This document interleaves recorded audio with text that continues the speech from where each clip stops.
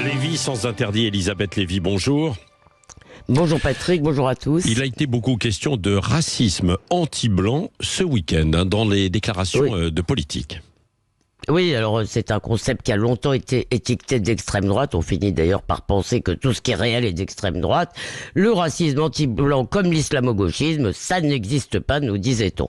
Bon, il revient dans l'actualité en réalité depuis le meurtre de Thomas à Crépol, où 9 témoins sur une centaine ont évoqué des « je vais saigner du blanc » qu'ils auraient entendus. Alors, il semble qu'un participant aurait aussi dit qu'il voulait tuer du bougnoul.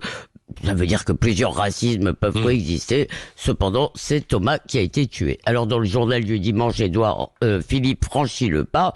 Il est bien possible qu'il y ait une forme nouvelle de racisme anti-blanc, comme il y a une forme ancienne de racisme anti-noir, anti-arabe ou anti-juif, déclare-t-il. Aucune de ces formes n'excuse l'autre. Et Gérald Darmanin, vous l'avez dit, renchérit. Il faut être aveugle pour ne pas le voir, dit-il.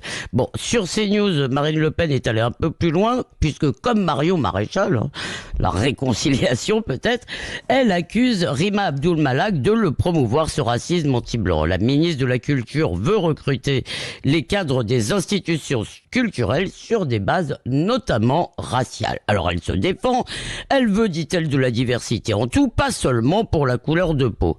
Pas seulement, donc aussi pour la couleur de peau. Alors ce n'est peut-être pas du racisme au sens commun du terme, parce qu'elle ne cache pas de haine des Blancs, mais une conception racialiste qui distingue les gens non pour ce qu'ils font, qui le méritent, mais pour ce qu'ils sont. Oui, c'est ça. Alors cependant, la justice, enfin pour certains, et les chercheurs, pour certains aussi, contestent l'existence de racisme anti-blanc, Elisabeth Lévy. Oui, alors la justice, on le sent bien, est mal à l'aise avec ce concept. Je vous donne un exemple. Rappelez-vous Nick Conrad qui, dans Pendez les Blancs, chantait « Je rentre dans les crèches, je tue des bébés blancs ».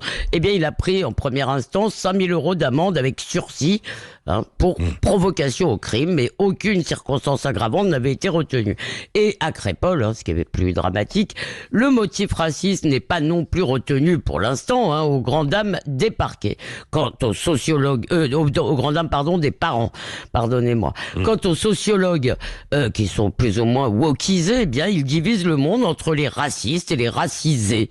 Alors oui, ils reconnaissent que les blancs peuvent être victimes d'hostilité, d'ailleurs c'est bien normal, vu le mal qu'ils ont fait, mais pas, disent-ils, de racisme systémique. Eh bien, sauf que dans certains quartiers, la haine du Gaulois, du blanc ou de la face de craie, comme ils disent, est parfaitement systémique. Mais dans cette logique, si vous voulez, seules les minorités peuvent être victimes, car seules les minorités constituent des groupes sociaux légitimes. Les Noirs, les Asiatiques, les Arabes, les Noirs, les Asiatiques, les Arabes, ça existe, pas les Français de souche.